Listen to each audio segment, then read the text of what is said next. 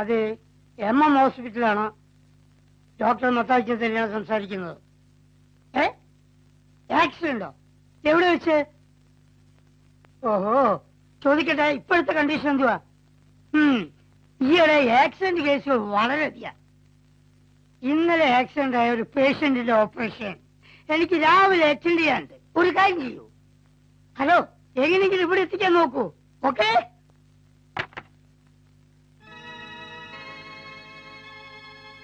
മാതാവേ, അവിടുത്തെ കാരുണ്യം കൊണ്ട് ഇന്നേ വരെ ചെയ്തിട്ടുള്ള ഒരു ഓപ്പറേഷനും പാഴായിട്ടില്ല.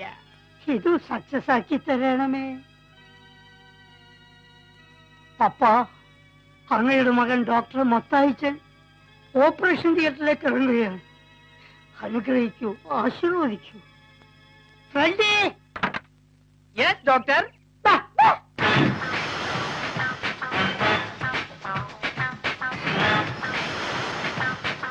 Coming sir. യെസ്. ജ്യൂസ് എല്ലാം ക്ലീൻ ചെയ്തു. Yes doctor. Very good. Okay. 65-76 number പേഷ്യന്റിന്റെ ENT ചെക്ക് ചെയ്തോ? ചെക്ക് ചെയ്തു. ഓക്കെ. Very good. പക്ഷേ പത്മിനിയുടെ ഹൗസിംഗിന് ലീക്ക് ഉണ്ടോ എന്നൊരു സംശയം. 10 മിനിറ്റ് ഹൗസിംഗ് ചെക്ക് ചെയ്യാൻ ഞാൻ പറഞ്ഞില്ലല്ലോ. ഹൗസിംഗ് ആയതുകൊണ്ടാ. Sorry sir. ഓക്കെ. പൾസ് എങ്ങനെയുണ്ട്? ചെക്ക് ചെയ്തോണ്ടിരിക്കുക.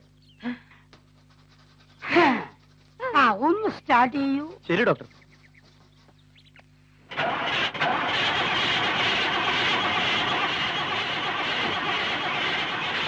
ഓഫ് ചെയ്യൂ. ഓഫ് ചെയ്യൂ.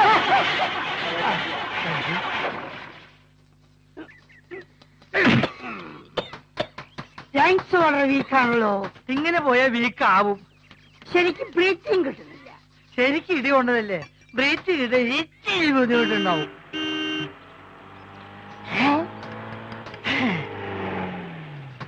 രാവിലെ തന്നെ നല്ല കോള.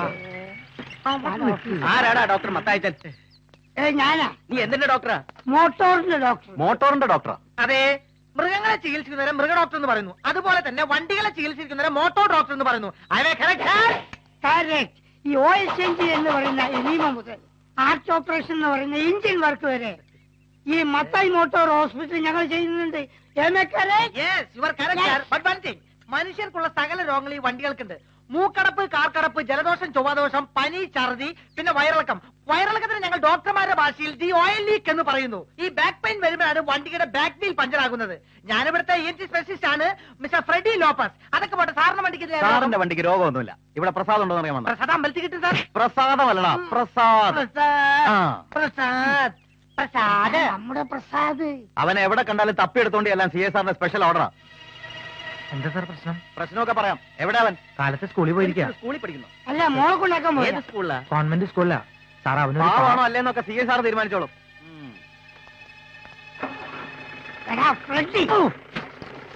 നീ അവന്റെ കൂടെ കൂടിയപ്പോഴേ എനിക്ക് തോന്നിയതാ എന്തെങ്കിലും കുഴപ്പമുണ്ടാക്കുന്നു. അല്ല, എടാ, അവൻ ഇവിടുത്തെ മേജർ സർജനാണ്. നീ വേഗം പോയി അവന് ജാമത്തിൽ ഇറക്കാൻ നോക്കിയോ. ഇല്ലെങ്കിലേ ഒരു സ്റ്റാൻഡ് ഉണ്ടാക്കാനുള്ള എല്ല് പോലും അവന്റെ ശരീരത്തിന് കിട്ടൂല. അവന്മാരുടെ പോക്ക് കണ്ടിട്ട് സംഗതി ICU വിട്ട് കയറ്റിന്റെ കേസാ. എന്താണ് എന്താ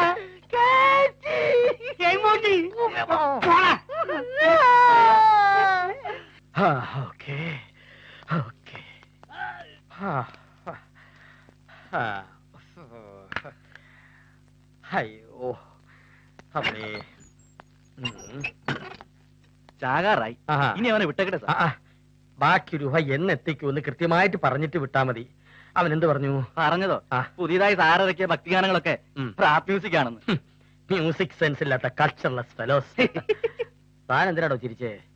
വെറുതെ ചിരിക്കാൻ ഞാൻ എന്താ ഫലിതബന്ധുക്കൾ പറഞ്ഞോ? വിളിക്കവനെ. അവനെ കൊണ്ടുവന്നിട്ടുണ്ട് സാർ. ആരെ? പ്രസാദിനെ. അവനെയും വിളിക്കേ. എന്നെ താഴ്ചെത്തുന്നു. നിങ്ങളെന്താ എന്നെ തൂക്കി പോലീസ് എടുക്കാൻ പോകണം? കാസറ്റിന്റെ ബാക്കി കാശ് എപ്പോ കൊണ്ടുവന്ന് തരും? എന്റെ പൊന്നും ബെഞ്ചമിൻ സാറേ, ഇങ്ങനെ ഇടിച്ച് കൂമ്പ് കലക്കരുത്. 1000 കാസറ്റ് കെട്ടി ഏൽപ്പിച്ചല്ലേ, അതിലെ ആകെ 4 എണ്ണമേ വിറ്റിട്ടുള്ളൂ. ഓക്കെ മോഷണ ടൂണെന്നാ എല്ലാരും പറയണേ. പറഞ്ഞ നീയാണല്ലേ പ്രസാദ്? അതെ സാർ. എന്തിനാ എന്നെ വിളിപ്പിച്ചേ? കഴിഞ്ഞ ഓണത്തിനിറങ്ങിയ ആനവായിൽ അമ്പഴങ്ങ എന്റെ വായി കുമ്പളങ്ങ എന്ന മിമിക്രി പാരഡി കാസറ്റ് താനല്ലേ പുറത്തിറക്കിയത്? അതെ. നല്ല സെയിൽസ് ആയിരുന്നല്ലേ? ഏകദേശം ഒരു 1 ലക്ഷത്തിന്റെ അടുത്ത് പോയിട്ടുണ്ട്. ആ, വെരി ഗുഡ് വെരി ഗുഡ്. ഈ ഓണത്തിന് ആ കാസറ്റിന്റെ 2ാം ഭാഗമായ എന്റെ വായിൽ മത്തങ്ങ നിന്റെ വായിൽ ചേന ഞാൻ പുറത്തിറക്കും. ചൊറിയും സാർ. അല്ല, ചെറിയാനോടുകൂടി ഒന്ന് ആലോചിച്ചിട്ട്. ഓഹോ, ഇറക്കി വിട്ടേര് മാത്രമേ എന്റെ കാസറ്റ് വാങ്ങിക്കുന്നില്ലേ താൻ പറഞ്ഞത്? താൻ എന്നെ അവമാനിക്കാൻ വേണ്ടിയില്ല അങ്ങനെ പറഞ്ഞേ? അല്ല സാറേ, ഞാൻ പറഞ്ഞത് സത്യ. ആണോ? അപ്പൊ ആരോട് ചോദിക്കണമെന്ന് പറഞ്ഞേ? അത് ഞാനും എന്റെ കൂട്ടുകാരൻ ഫ്രെഡിയും അതിനകത്ത് പാടിയിട്ടേ ഉള്ളൂ. ബിസിനസ് കാര്യത്തെ കുറിച്ച് ഞങ്ങൾക്ക് ഒന്നും അറിയില്ല. ഒരു വിൽപ്പനയില്ലാത്ത കാസറ്റ് അത്. പിന്നെ 1 ലക്ഷം കാസറ്റ് വിറ്റു എന്ന് പറഞ്ഞതോ? അത് 1 ലക്ഷം കാസറ്റ് വിൽക്കണമെന്ന് ആഗ്രഹം ഉണ്ടായിരുന്നു പറയായിരുന്നു. നോക്കിച്ചത് തെറ്റാ. അപ്പൊ മിസ്റ്റർ പ്രസാദിന് അമ്പഴങ്ങ കാസറ്റ് ബിസിനസ്സുമായിട്ട് യാതൊരു ബന്ധവുമില്ല? ഇല്ല. ഞാൻ സാറിന് വേണ്ടി അങ്ങേരോട്ട് സംസാരിച്ചിട്ട് വിവരം അറിയിക്കാം. ഓക്കെ, അത് മതി. ഞാൻ പൊക്കോട്ടെ. അവിടെ നിന്നേ അനുകൂലമായ ഒരു മറുപടി ഞാൻ പ്രതീക്ഷിക്കുന്നു. എന്നെ നിരാശപ്പെടുത്തരുത്. ആയിക്കോട്ടെ. ഒരു മാടപ്രാവിന്റെ മനസ്സാണ് എനിക്ക്. അയ്യോ പാവം. കുറ്റവാളികൾക്ക് ഞാനൊരു പുലിയും. മോളെ എഴുതി പഠിക്കേ. HOME home. HOME ഹോം എന്ന് വെച്ചാ എന്താ ഡാഡി? ഹോം എന്ന് വെച്ചാ വീട്. FATHER father. ഡാഡി എന്നല്ലേ ഡാഡി? അതെ. എന്റെ മമ്മിയെ പോരും ഡാഡി. വരും. എപ്പോ വരും? മോള് പഠിച്ച് മിടുക്കി കുട്ടിയാകുമ്പോ മമ്മി വരും.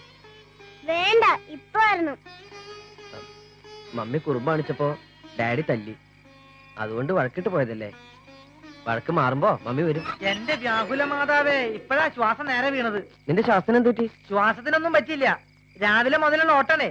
വർഷാപ്പിൽ നിന്ന് നേരെ പാർട്ടി ഓഫീസിലേക്ക്, അവിടുന്ന് കമ്മിറ്റി സെക്രട്ടറിനും കൊണ്ട് പഞ്ചായത്ത് മെമ്പറുടെ വീട്ടിലേക്ക്, അവിടുന്ന് 2 കൂട്ടി സ്റ്റേഷനിലെത്തി. അപ്പോഴറിയണേ നീ അവിടെ ഇല്ലെന്ന്. പിന്നെ കക്കായും ക്യാമ്പിലേക്കാണോ തുറക്കുമ്പോൾ ഡാമിലേക്കാണോ കൊണ്ടുപോയി ആർക്കറിയാം.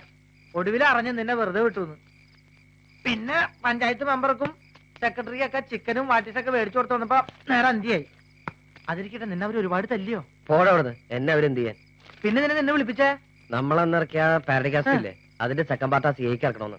അയ്യട മോനെ, നമ്മളിവിടെ വയറ്റി പഴുപ്പിന് വേണ്ടിയാ ഓരോ പാരഡി കാസറ്റ് ഇറക്കണേ. അങ്ങനെ പോയാൽ നമ്മുടെ തല വെച്ച് പാരഡി കാസറ്റ് ഇറക്കണ്ട. നീ എന്റെ പേര് പറഞ്ഞോ? ഹേയ്, എനിക്ക് മോശമല്ല, ഞാൻ പറഞ്ഞില്ല. കർത്താവേ കാത്തു. പോലീസുകാരെ പറ്റി പാരഡി കാസറ്റ് ഇറക്കണമെന്ന് ഞാൻ അന്ന് അറിഞ്ഞു കഴിഞ്ഞാൽ എന്റെ കോമഡി ഞാനിപ്പോ കട്ട് ചെയ്ത് കളഞ്ഞാല്. ഡാഡിയോട് വഴക്ക് ചെയ്യുമ്പോ എന്റെ മമ്മി എന്നെ കാണാൻ വരുമെങ്കിൽ? ഡാഡി പറഞ്ഞില്ലേ മമ്മി വരൂന്ന്. മോള് പോയിരുന്ന നന്നായിട്ട് പഠിച്ച് മെഡിക്കാവട്ടോ. പുസ്തകം കൊണ്ടേക്കാം. കുട്ടി ഇംഗ്ലീഷൊക്കെ കൂട്ടി വായിക്കാൻ തുടങ്ങി. നീ കൊച്ചിന്റെ അടുത്ത് മമ്മി ഇന്ന് വരും നാളെ വരും പറഞ്ഞിരുന്നല്ലേ, സംഗതി കൊളാവൂട്ടോ. എടാ, അവളുടെ അച്ഛനമ്മയും മരിച്ചു എന്ന് ഞാൻ അതിനെ മുഖത്തേക്ക് പറയും. മരിക്കാൻ നേരത്ത് എന്റെ മടി കിടത്തി തന്നിട്ട് ചേച്ചി എന്നോട് പറഞ്ഞതാ, ഇനി അവളുടെ അച്ഛനമ്മയൊക്കെ നീയാന്ന്. ഞാൻ ഇങ്ങനെ ആരും ഒരു അറിയാതെ വെച്ചോണ്ടിരുന്നാൽ അവളുടെ ഭാവി ഉണ്ടാവും, നിന്റെ ഭാവി ഉണ്ടാവും. നിനക്ക് വേറെ ഒന്നും പറയാനില്ലേ? ഉള്ള നേരത്തെ അകത്തുനിന്നല്ലേ കേറ്റാണ്ടാക്കാൻ നോക്കി. അപ്പൊ നീ ഒന്നും ഉണ്ടാക്കിയില്ലേ? ഇല്ല. ഇങ്ങനെ പോയാൽ അതിന്റെ ഭാവി ഉണ്ടാവും. ഭൂതം, ഭാവി, കൈരേഖശാസ്ത്രം, ഹസ്തശാസ്ത്രം, മുഖലക്ഷണം.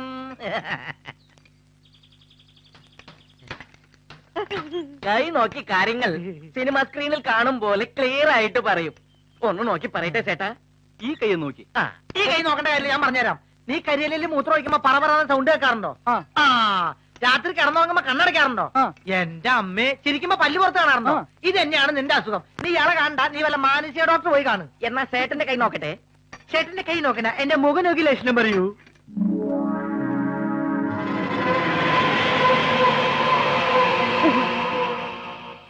മുഖം കരിങ്കുറുങ്ങിന്റെ മാതിരി കറുപ്പാണെങ്കിലും ചേട്ടന്റെ മനസ്സ് വെള്ളയാണ്. ചേട്ടൻ ആർക്ക് ഉപകാരം ചെയ്താലും അത് ചേട്ടന് പാരയായി തന്നെ വരും. കർത്താവേ, എടാ ഇയാൾ എത്ര കറക്റ്റായിട്ട് കാര്യം പറയണേ. ഞാൻ ഇന്നലെ എന്റെ കൂട്ടുകാരൻ ഒരു പെഗ് മേടിച്ചു കൊടുത്തും അത് കുടിച്ചതും അവൻ എന്റെ തന്തയ്ക്ക് വിളിച്ചോടാ. അതിപ്പോ വാങ്ങിച്ചു കൊടുക്കണമെന്നില്ല. നിന്നെ കണ്ട ആർക്കായാലും തന്തയ്ക്ക് വിളിക്കാൻ തോന്നും. ബാസ്റ്റഡ്. ഞാൻ കുത്തു വെച്ചു കേട്ടോ. ചേട്ടേ, ഇനി എന്റെ കൈ ഒന്ന് നോക്കിയേ.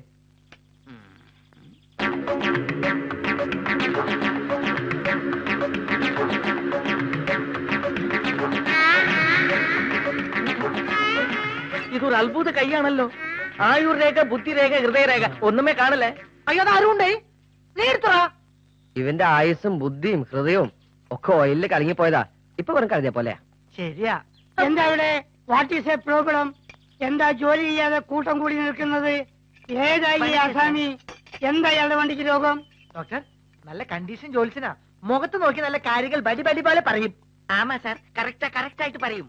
ആഹാ, എന്നാൽ എന്റെ മുഖത്ത് നോക്കി പറ. ഒഴിഞ്ഞു കിടക്കുന്ന എന്റെ വീടിന് കൃത്യമായിട്ട് വാടക തരുന്ന ഒരു കണ്ടീഷൻ പാർട്ടിയെ കിട്ടോ? ഏത് ഡീസന്റ് പാർട്ടി?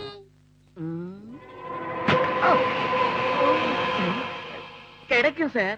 ആദർശധീരനും കലാകാരനുമായ ഒരു യുവകോമളനായിരിക്കും വരുന്നത്. അയ്യോ, ആരായിരിക്കാം മഹാഭാവി? ആനാ ഒരു ചിന്ന പ്രശ്ന. അയൽവാസി ആരോ അവർക്ക് അവൻ പാരയായിരിക്കും. I don't care. അതെനിക്കൊരു പ്രശ്നമല്ല. ഈ അലവലാദികൾ തന്നെയാണ് അവിടുത്തെ ദരിദ്രവാസികൾ. പോട്ടാ.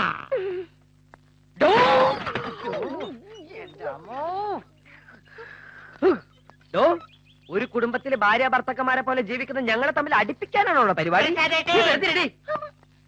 ഒരു കാര്യം പറഞ്ഞേക്കാം, സമയം എടുക്കരുത്. പോയ സാറ് ரொம்ப കോപക്കാരനാണേലും മുഖത്ത് രാജയോഗം ഉണ്ട്. വെറുതെ ആനയും മമ്പാരിയും ഉള്ള ഒരു പെണ്ണ് വന്ന് കേറും. അപ്പൊ അതുമല്ല ആനപ്പാപ്പന്റെ മോളായിരിക്കും. ആമാ സാർ.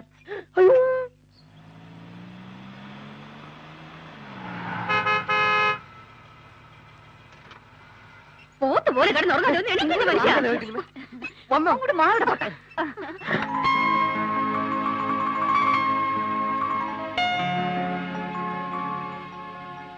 എന്താ വക്കീലെ, നന്ദിനിക്കുട്ടി വന്നില്ലേ? അഡ്വക്കേറ്റ് പൗലോസ് മണവാളൻ ഒരു കാര്യം ഏറ്റതാ, പിന്നെ അതിൽ അപ്പീലില്ല.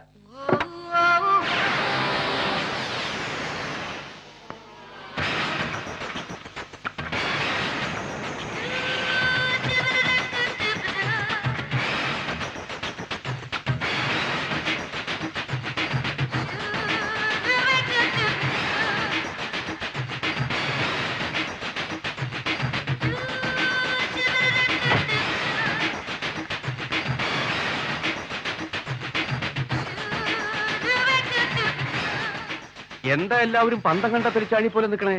ഈശ്വര, വിശ്വസിക്കാനേ കഴിയണില്ല. ഇത് നമ്മുടെ നന്ദിനിക്കുട്ടി തന്നെയാണോ? ഒരു വിശ്വാസക്കുറവും വേണ്ട. കാർത്യാനി കുഞ്ഞമ്മയുടെയും ദേവിക കുഞ്ഞമ്മയുടെയും ഒരേ ഒരു സഹോദരൻ മാധവ മേനോന്റെ ഒരേ ഒരു മകൾ നന്ദിനിക്കുട്ടി തന്നെ ഇത്. അതിന് ഞാൻ ഗ്യാരണ്ടി, ലൈഫ് ടൈം ഗ്യാരണ്ടി. എന്റെ മനസ്സിൽ ഇപ്പോഴും ഇച്ചിരി പോലെ കുട്ടിയാ. കുട്ടി കാനഡയിൽ തന്നെയാണോ വരുന്നത്? എന്താ ശങ്കരമേനെ അങ്ങനെ ഒരു ചോദ്യം? അല്ല, മാനത്തെന്നെങ്ങാനും പൊട്ടി വീണതാണോ എന്നൊരു സംശയം. സംശയിക്കണ്ട, കാനഡയിൽ നിന്ന് മാനത്തേക്ക് പറന്ന് ഭൂമിയിലേക്ക് വന്നിറങ്ങിയതാ.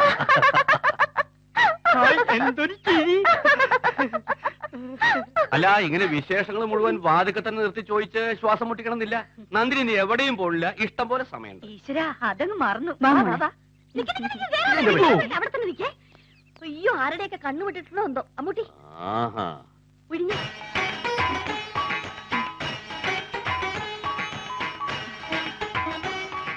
എന്നെ ഓർമ്മയുണ്ടോ നന്ദിനിക്ക്? കാർത്തിയാനി അമ്മയുടെ ഡോട്ടർ അമ്മക്കുട്ടി ചേച്ചി. എന്നെ മനസ്സിലായോ? മീനാക്ഷിയല്ലേ? ഞാൻ വിചാരിച്ചേ കാനഡയിൽ തിരിച്ചു വരുമ്പോഴത്തേക്കും മലയാളം പോലും ഓർമ്മയുണ്ടാവത്തില്ലെന്ന്. എനിക്ക് എല്ലാവരെയും നല്ല ഓർമ്മയുണ്ട്. ദേവകി അമ്മായി, ശേഖരമ്മ, കാർത്തിയാനി അമ്മായി, ശങ്കരമ്മ, അമ്മ ചേച്ചി. പറഞ്ഞ പോലെ രാജേന്ദ്രൻ എവിടെ? അവൻ എന്തോ കാര്യത്തിന് തിരുവനന്തപുരത്ത് പോയിരിക്കുക. അതെന്തൊരു പണിയാ കാണിച്ചത്? നന്ദിനി ഇന്ന് എത്തുമെന്ന് ഞാൻ പറഞ്ഞിരുന്നാണല്ലോ. പുള്ളിക്കാരന്റെ കാര്യമൊന്നും പറയണ്ട. നന്ദിനി വാ.